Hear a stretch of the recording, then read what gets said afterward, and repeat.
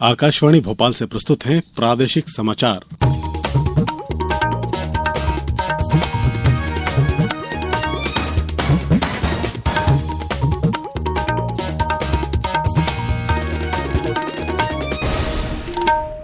नमस्कार, समाचारों के साथ मैं शरद बाघेला। सबसे पहले इस बुलेटिन के मुख्य समाचार।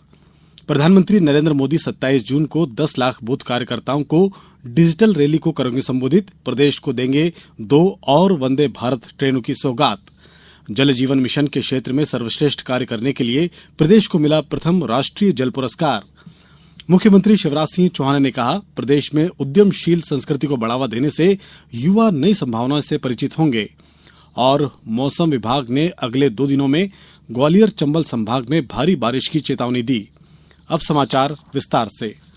प्रधानमंत्री नरेंद्र मोदी 27 जून को प्रदेश के दौरे पर आ रहे हैं। श्री मोदी इस दौरान भोपाल स्थित मोतीलाल नेहरू स्टेडियम में देश भर के 10 लाख बूथ कार्यकर्ताओं की डिजिटल रैली को संबोधित करेंगे।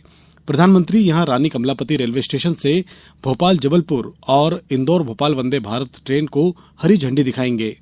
पार्टी के राष्ट्रीय संगठन मंत्री बीएल संतोष और महामंत्री तरुण चुग ने आज प्रदेश भाजपा कार्यालय में एक बैठक कर तैयारियों का जायजा लिया। उन्होंने प्रधानमंत्री के प्रस्तावित कार्यक्रम स्थल मोतीलाल नेहरू स्टेडियम का दौरा भी किया। इस दौरान उन्होंने मुख्यमंत्री शिवराज सिंह चौहान और प्रदेश भाजपा अध्यक्ष विष्णुदत्त शर्मा सहित अन्य नेता भी इस अवसर पर उपस्थित रहे।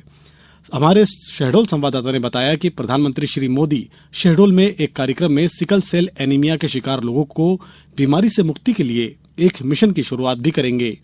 देश भर के 17 राज्यों में सिकल सेल से मुक्ति की दृष्टि से भी इस मिशन को काफी महत्वपूर्ण माना जा रहा है।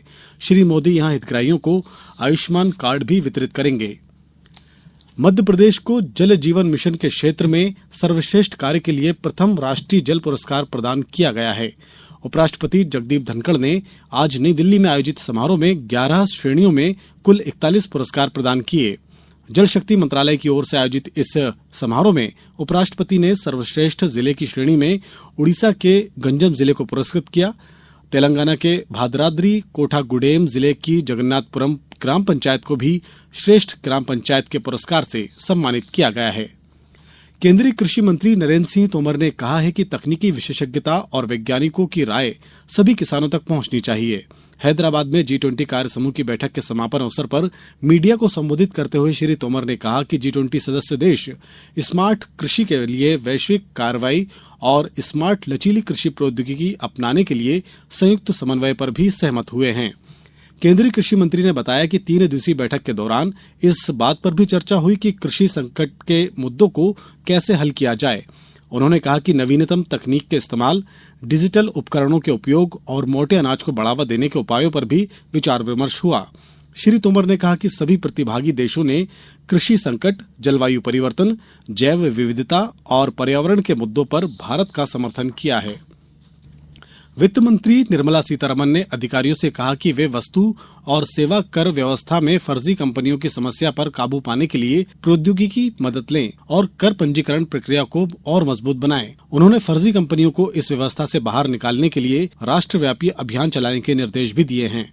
वित्त मंत्री की मौजूदगी में कल नई दिल्ली में एक बैठक में बताया कि 11,000 से अधिक फर्जी पंजीयकों के खिलाफ कार्रवाई शुरू की जा चुकी है। फर्जी कंपनियों का पता लगाने के लिए आर्टिफिशियल इंटेलिजेंस और मशीनी प्रक्रिया का भी व्यापक उपयोग किया जा रहा है। अब समाचारों में वक्त है एक ब्रेक का।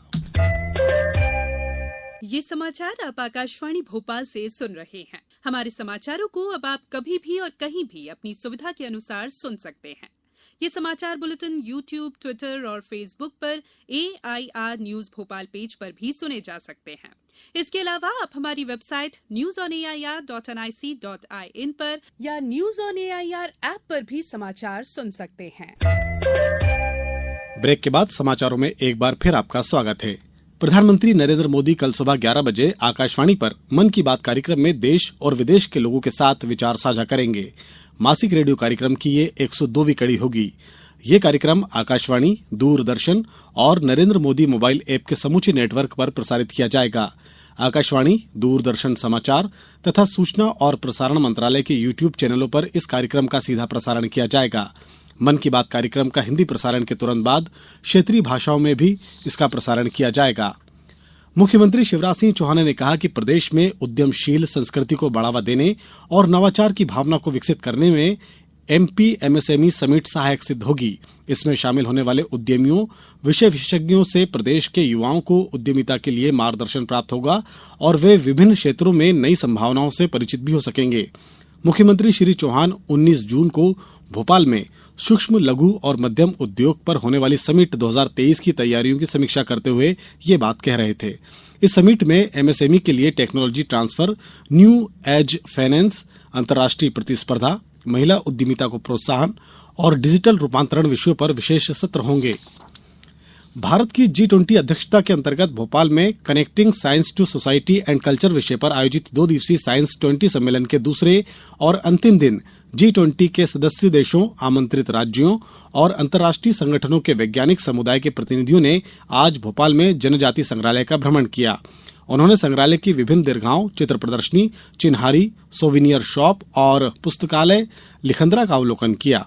प्रतिनिधियों ने जनजाति समुदाय की वाचिका और कला परंपरा के कलात्मक संयोजन को अद्भुत कहा।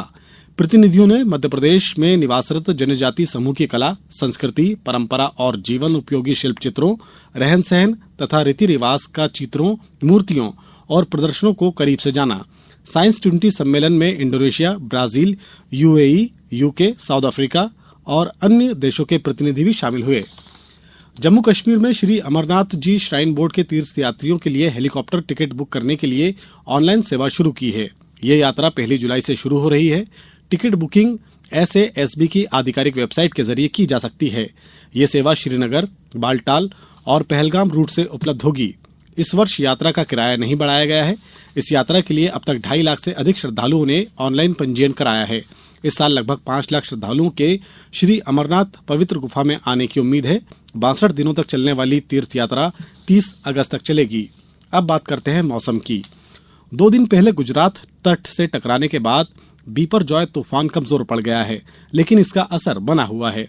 इस चक्रवात से गुजरात और राजस्थान के कई हिस्सों में बारिश हो रही है। वहीं मध्य प्रदेश में भी इसका असर दिखाई दे रहा है। प्रदेश के मालवा अंचल में आज कई जगहों पर आंधी के साथ बारिश हुई। मौसम विभाग ने अगले 2 दिनों में ग्वालियर, चंबल अंचल में भारी बारिश की चेतावनी दी है। राज्य के रीवा, सतना, छतरपुर, टीकमगढ़ और निवाड़ी में 20-21 जून को बारिश की संभावना जताई है। अनुमान है कि इस दौरान कहीं कम तो कहीं भारी बारिश हो सकती है। अब कुछ समाचार संक्षेप में। इंदौर के ग्रामीण हाट बाजार में आज से 6 दिवसीय दिव्य कला मेला शुरू हो गया है। इस मेले में 20 राज्यों व केंद्र शासित प्रदेशों के करीब 100 दिव्यांग कारीगर, कलाकार और उद्यमी अपने उत्पादों और शिल्प कौशल को प्रदर्शित करेंगे। केंद्रीय कृषि मंत्री और क्षेत्रीय सांसद नरेंद्र सिंह तोमर की सांसद निधि से मुरैना जिले के सबलगढ़ विकासखंड में महिलाओं के स्वास्थ्य और योजनाओं के प्रचार प्रसार के लिए उत्कृष्ट कार्य करने वाली 203 आशा दीदियों को पुरस्कृत किया गया। प्रदेश के अपर मुख्य निर्वाचन पदाधिकारी राजेश कोल ने आज रायसेन जिले के ईवीएम वेयर हाउस पहुंचकर मशीनों का अवलोकन किया। धार कलेक्टर प्रियंक मिश्रा ने आज जिले में वर्षा काल में संभावित अतिवृष्टि और बाढ़ से उत्पन्न स्थितियों में राहत और बचाव संबंधी सभी तैयारियां समय पूर्व सुनिश्चित करने के निर्देश दिए हैं। गुना जिला कलेक्टर और जिला निर्वाचन अधिकारी फ्रैंक नोबल एक ने निर्वाचक नामावली के कार्य में लापरवाही बरतने पर 3 BLO को कारण बताओ नोटिस जारी किए हैं। अंत में मुख्य समाचार एक बार फिर। प्रधानमंत्री नरेंद्र मोदी 27 जून को 10 लाख बूथ कार्यकर्ताओं को डिजिटल रैली को संबोधित करेंगे। प्रदेश को देंगे 2 और वंदे भारत ट्रेनों की सौगात। जल जीवन मिशन के क्षेत्र में सर्वश्रेष्ठ कार्य करने के लिए प्रदेश को मिला प्रथम राष्ट्रीय जल पुरस्कार। मुख्यमंत्री शिवराज सिंह चौहान ने कहा, प्रदेश में उद्यमशील संस्कृति को बढ़ावा देने से युवा नई संभावनाओं से परिचित होंगे। और मौसम विभाग ने अगले 2 दिनों में ग्वालियर, चंबल अंचल में भारी बारिश की चेतावनी दी। आज के इस बुलेटिन में बस इतना ही। दीजिए अनुमति। नमस्कार।